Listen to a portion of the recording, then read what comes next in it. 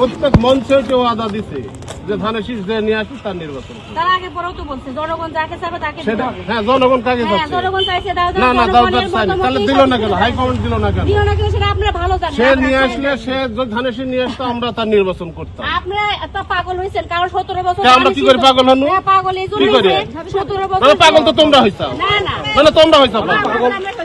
তাহলে আমার পাগল করতে হবে না। শুনো চাচা আপনার ভোট আপনি দিবেন, আমাদের ভোট আমরা দিব, ঠিক আছে।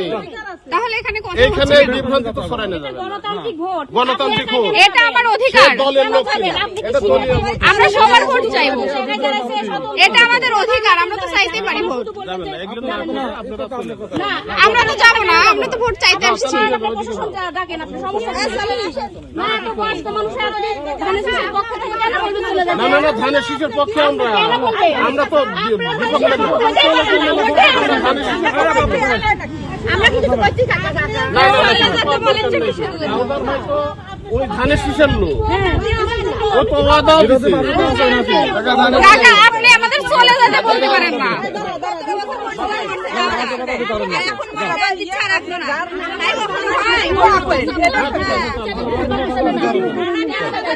আমারে বলার আমরা বললাম এইটুকু। কারণ এখানে ধানের শীষের লোক ধানের শীষ ডালে এই একজন একজন করে বলো, একজন। কেন বলবেন যে ভোট করে চলে যাও? কেন বলবেন? না না আমি আমার এইদিকে ঢুকতে বসেছি। পরিশ্রম করছে দাউদের ভাই, এখন মনোনয়ন দিচ্ছে একজন একটাই, আমরা কেন মানি না? আপনার সাথে আমার কোনো কথা কেন বলবেন? আমাদের তো চাকরি দিলেন না আপনি।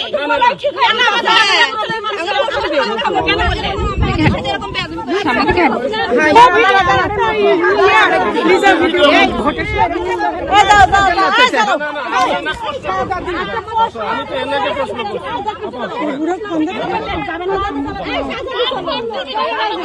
তো এনাকে প্রশ্ন করছি।